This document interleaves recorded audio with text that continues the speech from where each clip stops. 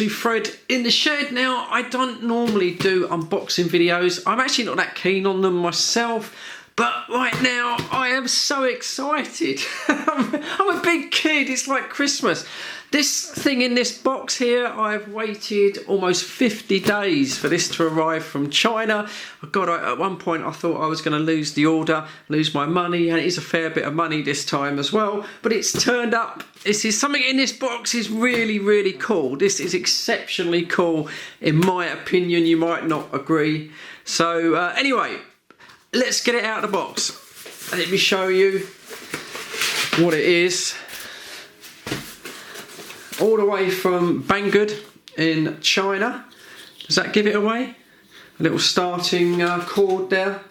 Piece of silicone tube. Oh, this is fantastic. We have some instructions, but let's get this thing out. My God, would you look at this? This is so cool. This is cool. Very well packed. Very nice packaging from China.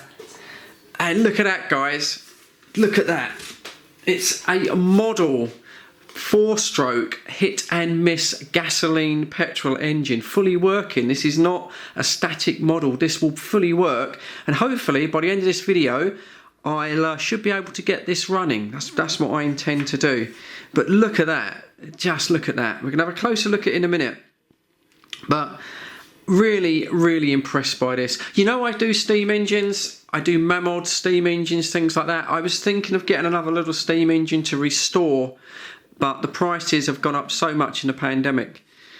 And in the end, I saw these little petrol 4-stroke hit and miss engines. Now, hit and miss engines, that's probably something you've not heard before, unless you're into this kind of thing. Let me just put it on there, and I'll zoom it in a little bit. There we go. Look, I mean, the build quality is amazing, and they're not cheap, but they're not expensive either when you consider the quality. Engine, why is it called that? It's a bit, well, unlike a standard 4-stroke petrol engine that fires every time that it gets to the compression stroke and the spark plug fires, this hit and miss engine doesn't. It will typically only fire on every 5 to 6 cycles, and the rest of the time it's idling.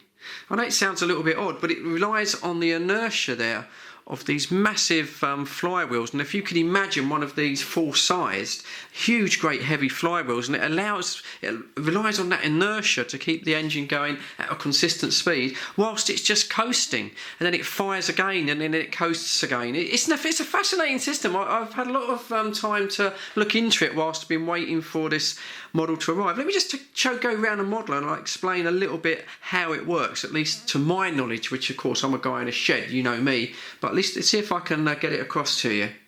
The difference between a standard 4-stroke engine, what we're used to, and this, I'll see if I can go through it. So there's your spark plug, there's the cylinder head, there's the carburettor with a little needle valve to control the mixture. And then this little spring here that's not connected, it's not actuated to anything, that's your intake valve. Now, normally on a normal engine, you would have a camshaft or a push rod, and that would then open and close the valve. But this works purely on a vacuum. So it only works as the cylinder draws back, it creates a vacuum, and then it opens the inlet valve, lets the fuel in. The engine then fires via the spark plug as a conventional engine, and you get a power stroke. If the engine fired on every stroke, because there's no butterfly valve in the carburettor, it would just run faster, faster and faster until it ripped itself apart. So you've got a governor, and it's very similar to a steam engine. You've got these 2 little brass balls on this shaft here using centrifugal force. So what happens, as this engine increases in speed, these balls will separate, they'll become further apart. And then this little lever here, I think I can show it. What it does, it will activate, it will move forward, that goes up like that, and then it will lock, and it will hold the exhaust valve open. So once you've got the exhaust valve open, then you can have no compression, and because the inlet valve underneath the spark plug, you can't see it now, but because that relies on vacuum, there is no vacuum because the exhaust valve is held open. That means there is no fuel allowed into the cylinder. And yeah, the engine just coasts. And whilst that governor holds open that exhaust valve, the engine just freewheels. It just coasts. It doesn't use any fuel. And because it's got these very large, heavy flywheels, and you can imagine what these would be like in a full-size machine, that keeps the engine going at a consistent speed. You've got a lot of energy stored in these massive cast iron flywheels. When the engine starts to slow down, it starts to lose power. The weights then contract in on the centrifugal governor there. This little device also slides backwards, and once again it lets the exhaust valve close, and then there's vacuum. It will suck in fuel via the inlet valve there, and the engine will fire once again, and the whole thing repeats. And that's why it's called hit and miss, because if I get it running a little bit later, you'll sort of hear it freewheel, chomp, chomp, chomp, chomp, poof, chomp, chomp, chomp, chomp, poof, chomp, chomp, chomp, poof. It sounds like, a normal engine, it sounds like one of the pistons or the single piston is missing, but in this case it's the other way around.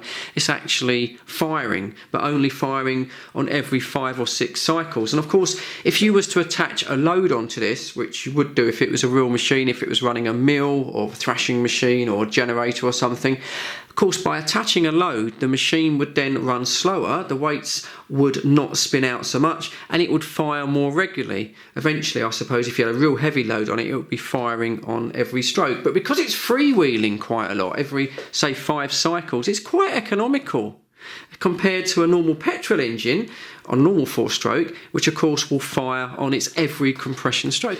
I think when these originally were invented, so the 1890s, certainly turn of the 19th century, 1910, things like that, if you had a farm or a factory, I mean, there was no electricity, we take for granted today with generators. You can't just flick on a switch, get your machinery running.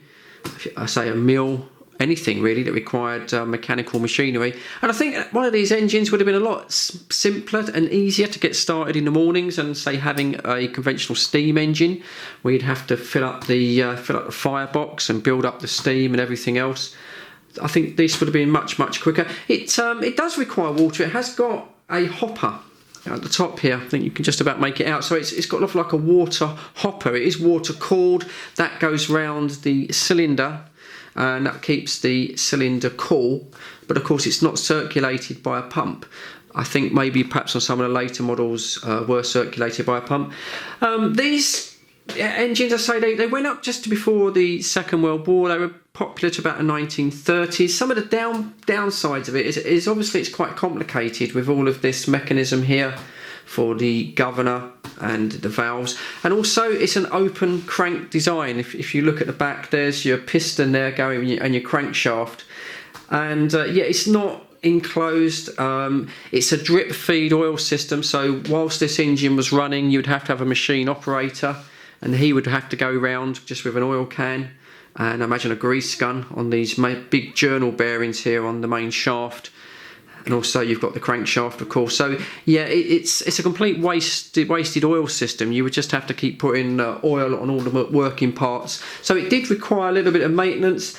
And yeah, eventually they were replaced just by the more conventional 4-stroke petrol engines that had a enclosed crankshaft. They had an oil feed system like a modern car engine. Again, if you had this, say if you imagine if you had this in a mill or something, all of this gearing system, and you get a lot of dust, I imagine you'd get a lot of wear, so there would have been breakdowns, repairs needed. And yeah, eventually the 4-cylinder petrol engine, it was just that much more reliable. It's also lighter because obviously to keep this thing running at a consistent speed, you need big heavy flywheels. So I mean, one of these engines, even a small one, would have been quite heavy. I would have thought that, say, a typical 6 horsepower hit and miss engine, I imagine it probably weighed 400 to 500 kilograms with these great big flywheels. And of course it's a slow running machine as well. They typically only run up to a maximum of about 250 RPM, probably average about 150 RPM once they're on load. Again, a 4-stroke petrol engine, well, what would that run at? A big one, probably, I don't know, probably 500 to 750 RPM, something like that. So you would have got more power out of a conventional 4-stroke petrol engine. But one of the advantages of this engine, I say, because it's only firing every five or six cycles, is that once you get it started on gasoline on petrol, you could then convert it over to some cheaper fuel like kerosene or even diesel. It would work quite well on sort of diesel because it is using such a small quantity of fuel. But it's still a very basic machine when you look at it. It does require some electrics because we have a spark plug. So you do have, and it's all built in the bottom of this. I'll just turn this over and you can see that I've got the little slide control there. It does take batteries. This machine here takes 3 AA batteries, and then you've got a little sort of like control box. It's a bit like a buzz coil, really. It hasn't got a magneto on it. I imagine if this was a full-size machine like back in the day, you'd have had a magneto on it. This has got a little buzz coil, if you like, to just power the spark plug there. There is a sensor somewhere. There it is around there. You just got a little magnetic. Can you see that? Sorry, I'm not on camera. You just got a little magnetic sensor there which does the timing, which fires the spark plug. But yeah, you would have had a magneto on an original sort of authentic machine. There'll be a Fred in the Shed one proper video when I've calmed down because I'm still really excited. It's terrible. So yeah, there's going to be a proper video. This one is just my enthusiasm bubbling through. Now I want to get this running. Now I'm not going to do that today, although it's going to be seamless because I will come back tomorrow. But I've ordered some fuel for this engine. Now it runs just on gasoline. You can run it on lighter fuel, but I've had a chance to read up, and apparently they reckon Coleman's camping fuel, which is a high grade sort of petrol, basically. It's a high grade gasoline. It burns cleaner with less soot because you don't want the spark plug to soot up. So I've ordered some of that from Amazon. I also need to order some 2-stroke oil because the piston, which you can't see, but the piston there in the block, it's got a nylon piston ring. It's not a stainless steel piston ring, so it does require lubrication. All of the moving parts require lubrication, but the lubrication for the piston comes through the fuel system, a bit like a 2-stroke moped engine, if you like. So I've got to mix in some 2-stroke oil into the petrol, and that keeps the piston loose or lubricated. So that's got to arrive as well. And yeah, that's about it. Another thing also, again, watching other people's videos on this machine while I've been waiting for it to arrive, it's a little bit top heavy, and that's, I mean, I cannot criticise the craftsmanship. I mean, really, the price that they're going for, and you're going to ask me that. So these are typically around about £250 to £300 delivered in the UK. But I mean, it's really heavy. I can't get it crossed on camera, but yeah, I mean, the craftsmanship on the construction, I'm absolutely blown away, especially coming from Mamod and Walesko steam engines. The only thing I think that lets it down, and I've seen this on other videos, is that this little wooden box here is a little bit lightweight. In fact, it's a lot lightweight. So because of the nature of this engine, when this starts to run, it will poof, poof, poof. There's quite a bit of torque on these flywheels, and they tend to dance around a little bit. So I'm going to have to come up with a system of maybe attaching this to a piece of board, something like that. Let me zoom out a little bit, but just attaching this to a piece of board. I've ordered just a plain breadboard. It's the most simplest thing I could think of. So just a breadboard that's slightly larger, and then maybe, I don't know, maybe some strong magnets or something that would like hold it down and still make it look quite pleasing, but hold it down on a board.